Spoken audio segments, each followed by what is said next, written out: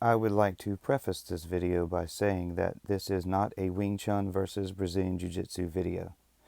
One of my students and friends who outweighs me by about 40 pounds asked me if Kung Fu training had any groundwork in it, and I said yes, of course. So he asked if he could grapple me and see if he could submit me. Now we are laughing and kidding and going very light. Now he had 2 years experience at a Gracie Jiu Jitsu school prior to coming to my Wing Chun school, which is what he was interested in. Now, of course, I have cross-trained in martial arts my entire life, including Muay Thai and boxing, savate, and a bunch of other things. Now, because of my Jeet Kune Do instructors and their influence in cross-training, especially since the 90s, I had been training in grappling, specifically Brazilian Jiu Jitsu, which I admit does have a more complete ground game than Wing Chun. But I just give him resistance, playing around, never trying to submit him. I allowed him to get me in his guard first, and we begin from there. We have fun, and I never try to submit him until the end. So watch, keep your mind open, and enjoy. Okay, here my good friend and student Hunter Lambert, who came to my school with the interest in learning Wing Chun, gets me in a position that he thought was favorable for himself, which was the guard, and that's where we began.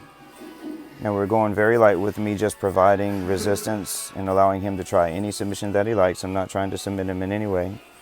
You can hear us joking about biting and eye gouging. Eye gouge, bite groin, there you go.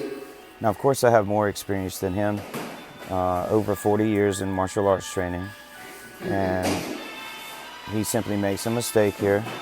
I can feel what he's doing. I slip my hand under his leg, and right here I step over, place him into a knee bar, which he didn't expect, and he taps out. Now again, we're laughing, smiling. It wasn't serious in any way. But right after I published this video, I had a line of BJJ defenders show up at my school, and they all ended up getting their head bounced off the floor like basketballs. Now, in my experience in training, and my Brazilian Jiu Jitsu teachers have tapped me out in so many different ways that oftentimes I felt like a drummer and not like a martial artist. Now, that being said, I have fought hundreds of times on the street, and I fought 113 times in competition without being defeated. Now, that doesn't mean that I am unbeatable, because I trained with killers that would have taken me out very easily, but I never fought those guys, fortunately for me. This video is simply to show that if we all share, we all learn. And that's what martial arts is about. There's no superior art, only superior artists and training methods. Thank you.